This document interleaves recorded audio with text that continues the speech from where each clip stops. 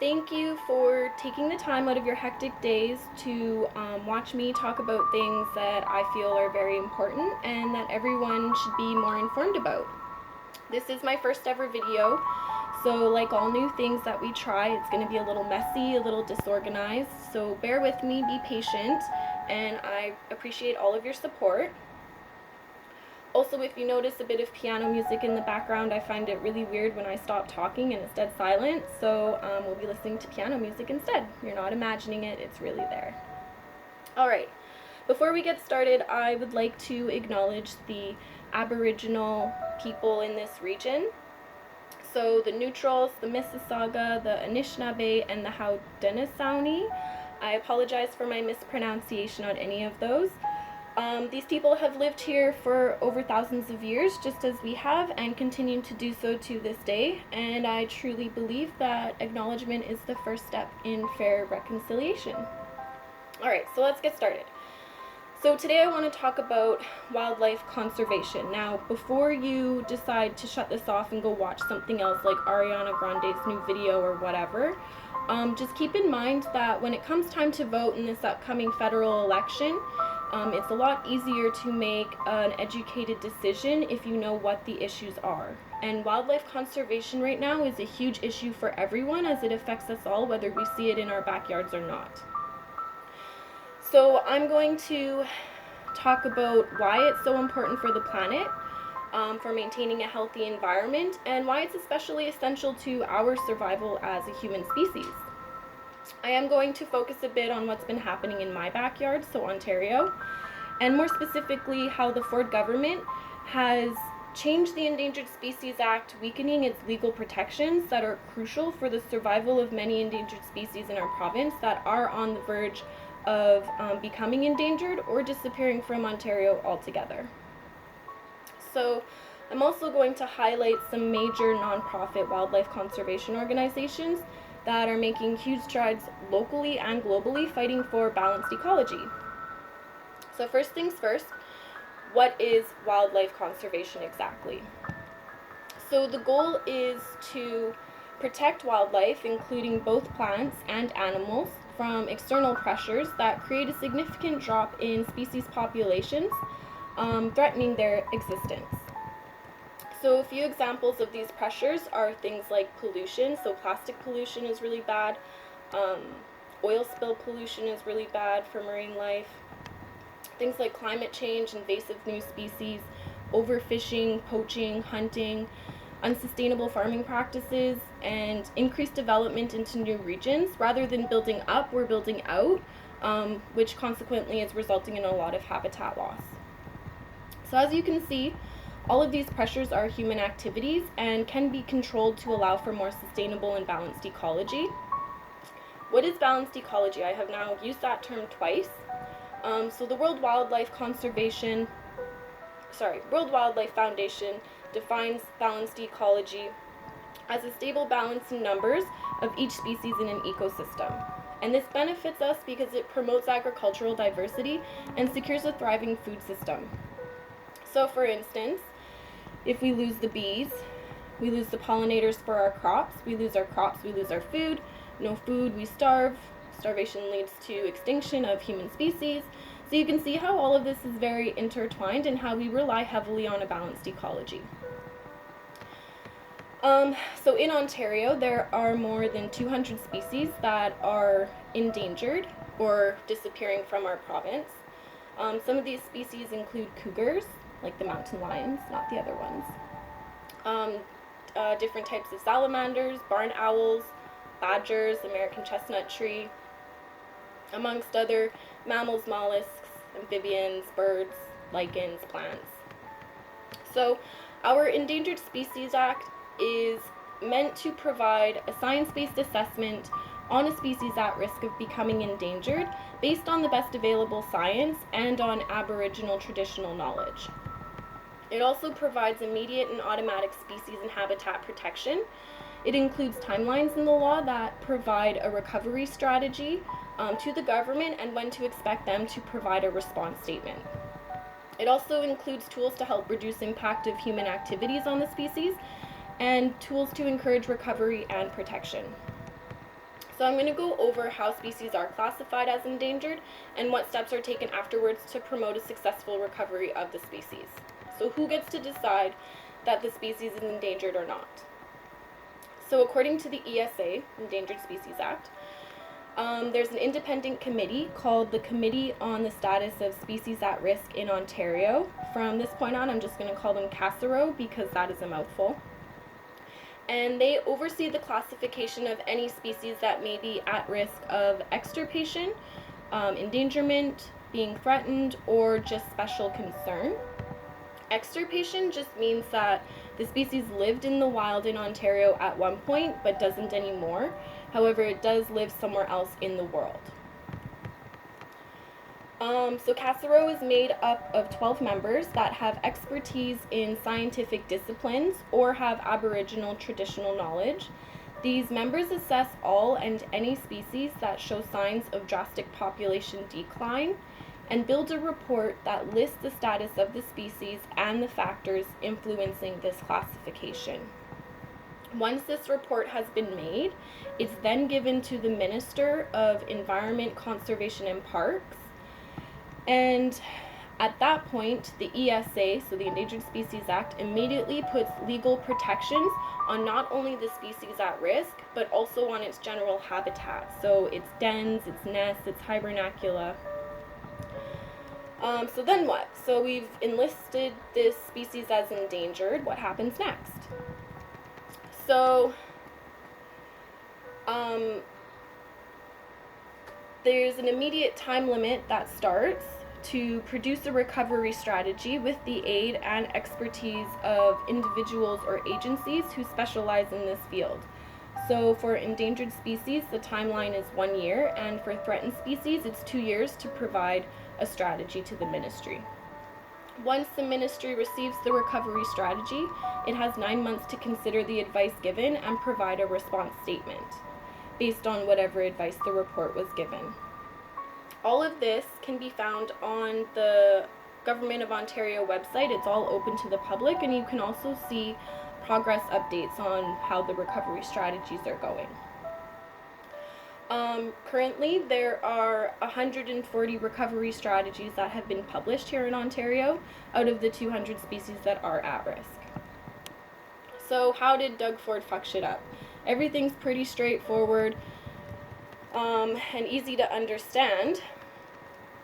So this past June, the Ford government has made changes to the ESA, which state that if the species is listed on the Species at Risk in Ontario list as an endangered or threatened species for the very first time, they're able to put temporary suspensions of protections that can go for as long as 3 years.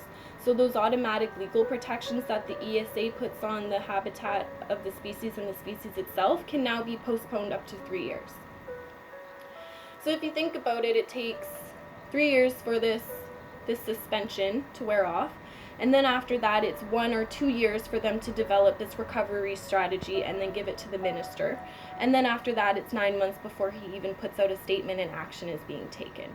So we're looking at 5 to 6 years before anything has really happened to prevent this species from extirpating.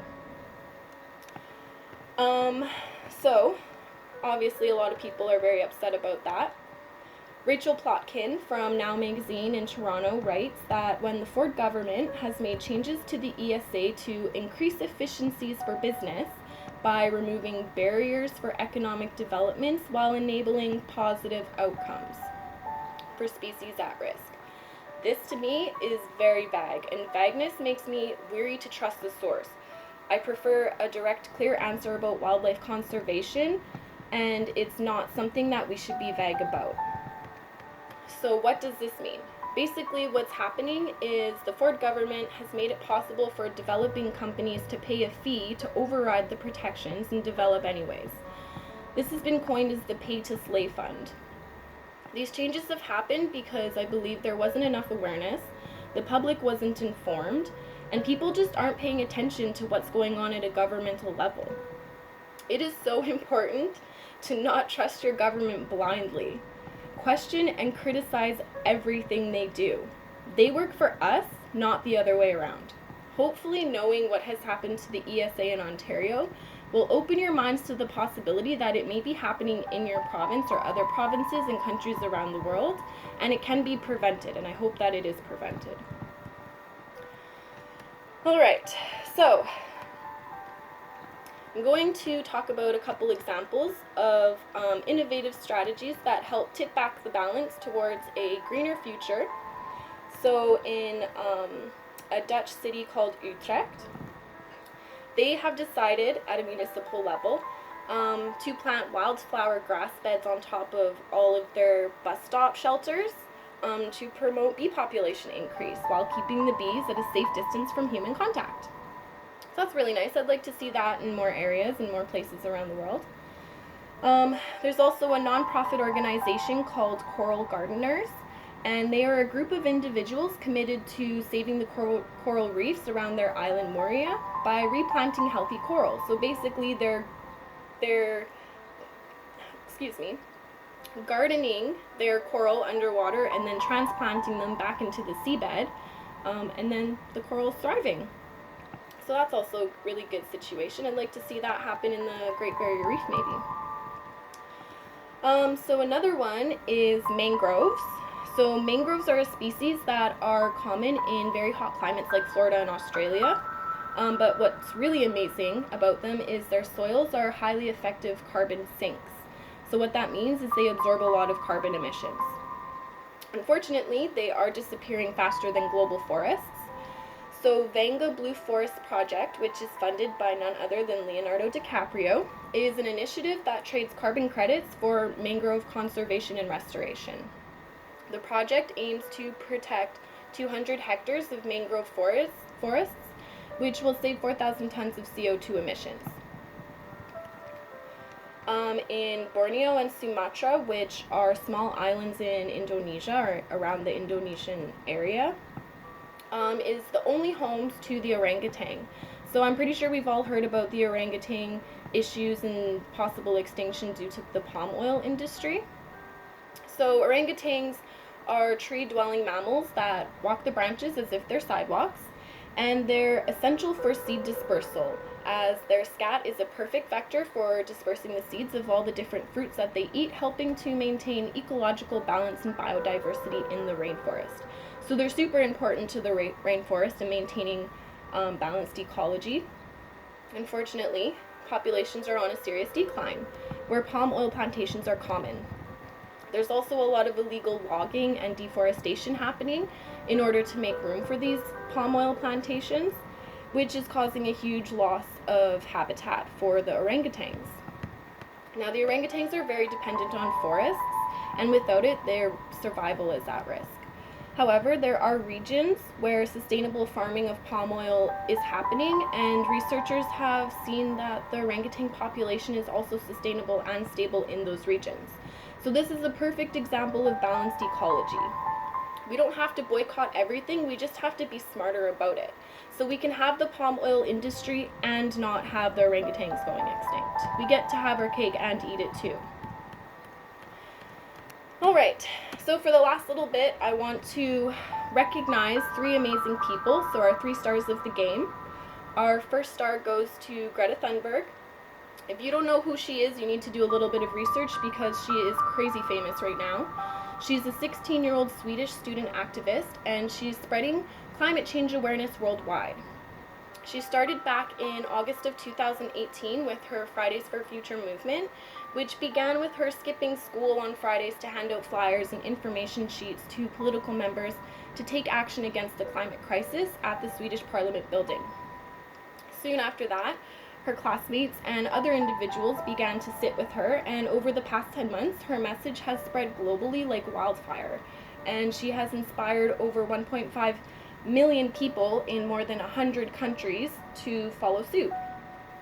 Steve Silberman writes an amazing article detailing Greta and her quest for immediate climate action because of her autism, not in spite of it. So she has, I believe, autism, ADHD, OCD, and she's not letting any of that stop her from doing what she's passionate about. So he writes about how she sees the world from a different perspective, and goes on to quote her saying, "She isn't fooled so easily by liars the way regular people are and can see through things." I really like that. I really resonate with that a lot. She's been nominated for the Nobel Peace Prize Award, so she's the youngest nominee ever, next to Malala from Pakistan, who was 17 at the time of her nomination. And she's made speeches that have been inspiring and emotional and are having a huge impact on how the global community is perceiving the urgency of climate action. She goes on to say that we are in the middle of the 6th mass extinction and up to 200 species are becoming extinct every day. But almost no one is talking about it. We've had 30 years of pep talking, she says, and selling positive ideas, and it doesn't work. Emissions have yet to go down. Instead of looking for hope, look for action, because that's what's needed. You go, Greta Thunberg. Far right-wing French Conservative Party members have insulted Greta's activism with comments such as the Justin Bieber of ecology, which I like Justin Bieber, so I'll take that as a win. Or the Joan of Arc of climate change and the guru of the apocalypse. And they've also encouraged their colleagues to boycott her speech at a parliamentary committee meeting in France this past week. If you haven't seen a speech or one of her talks, it's really something that I highly recommend. Nothing I say will really do her justice in how powerful she's been. So our second star is Nova Scotia's own Greta Thunberg, Stella Bowles. She's a 15-year-old, and she is the youngest published micropaleontologist. She has made her name by saving the La Have River from polluted waters that had increased amounts of E. coli levels, so fecal matter basically. Out of 600 straight pipes that were used in houses near Bridgewater area, over 100 have been replaced with septic tanks thus far over the past 2.5 years. So if you don't know what a straight pipe is, basically it's a straight pipe going from your house out into local reservoir waters. So basically all your toilet paper, your poo, anything you flush, anything you put down your sink is going straight into the river or into lake or whatever your local reservoir system is, rather than going through the water treatment system. They're super illegal on a federal level all over the country. However, in Nova Scotia, there's just not really enforcement for it, and even if someone buys a new home, they're not being forced to replace their straight pipe with a septic tank. So there's just tons of people just pooing and shitting in their local waters, basically. So when she found this out, she was obviously very disgusted. When she tried to get the attention of the municipal, federal, and provincial governments, they kind of were just like, nah, maybe if we ignore her, she'll just go away. So what she did was she made a huge sign leading to one of the popular beaches, or to the river there, on the highway, saying there is a ton of fecal matter in this water for everyone who passed by to see it. And then the municipal government was like, you need to take your poster down. And she was like, well, I'm not going to take my poster down until you take this seriously, and I'm not going away. So she won that battle, and that was basically the beginning of her journey. So she has put out a book. Like, this girl is so accomplished at 15. She's written a book about her struggles and challenges through this journey that she's taken.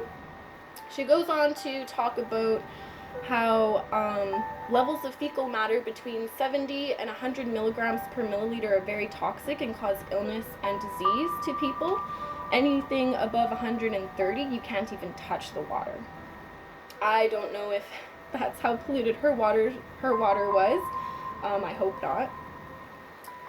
And yeah, so she has raised over $15.7 million in cleaning up the river. And she's now training other youth around Nova Scotia to detect fecal matter levels in their own local waters. The Ontario Science Centre has presented her with a Weston Youth Innovation Award, and Global News has reported that she has been asked to attend the Environmental Studies Summer Youth Institute in Geneva, New York, and she will be the only Canadian present at a college-level environmental program. So that's really exciting for her. And if you're interested in buying her book or looking it up, it's called My River. And our last but not least, third star is Paul Nicklin. So My friends and family have heard me go on and on about him. He is a renowned National Geographic polar photographer and co-founder of Sea Legacy with his partner Christina Niedermeyer.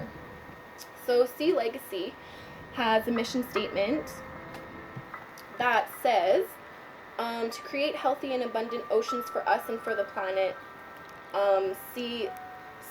To create healthy and abundant oceans for us and the planet.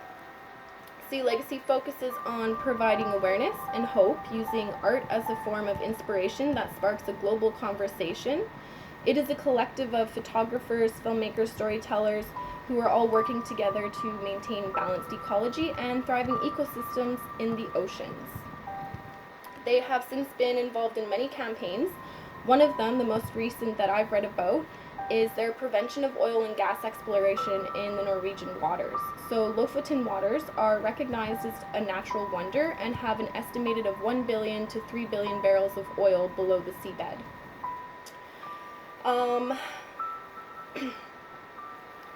Drilling in these waters has been kept off limits for years by Norway's coalition government thus far, and recently their newly elected Liberal government has now allocated the $1 trillion that was supposed to be invested in drilling. They reallocated it to renewable energy sources such as solar and wind power projects. So that's really exciting. That's something I would like to see more of, especially here in Canada. And don't say it can't happen, because it will. It's just a matter of if we get on it before it's too late, realistically. Alright, so I do not believe that it is solely on the individuals to effect change for a greener future. We need huge and drastic societal shifts, and that can only be done through implementing policy at provincial and federal levels. However, that doesn't mean we all shouldn't do our part in conserving wildlife. So here's a couple quick tips on how you can reduce your carbon footprint. So vote. Be informed and vote. Know who is representing who, know what they stand for, know how much effort and investment they want to put into climate change. Don't just look at empty promises or pretty words. Really find out what their plan is. Put pressure on your MPP or your MLA to invest in greener public transportation, solar energy, geothermal, wind power, anything that isn't the oil industry. Do not feed animals. Don't feed the squirrels. Don't feed the pigeons. Don't feed the seagulls. They are wild animals and they find their own food. White bread especially is so bad for ducks and geese and whatever animals you're feeding them to them. They're bad for humans. It's bad for humans. Imagine how bad it is for animals who are eating raw foods. I'm pretty sure that even ducks, when they eat white bread, it swells in their stomach and they can actually die from eating too much of it.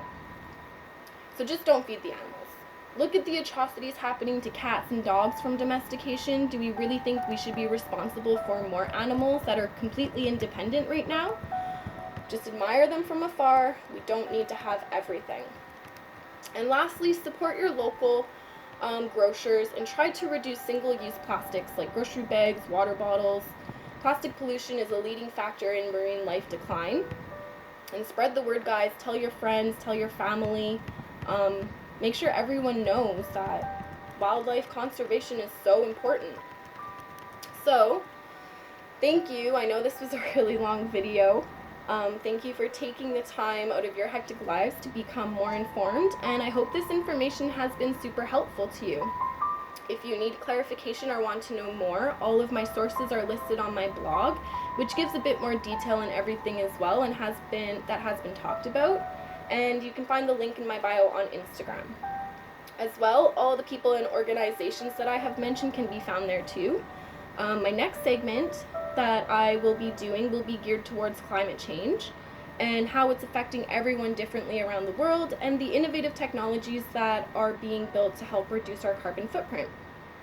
So like, share, leave comments on what you thought about today's show and suggestions on what you would like to see in the future. I hope you all have an amazing weekend.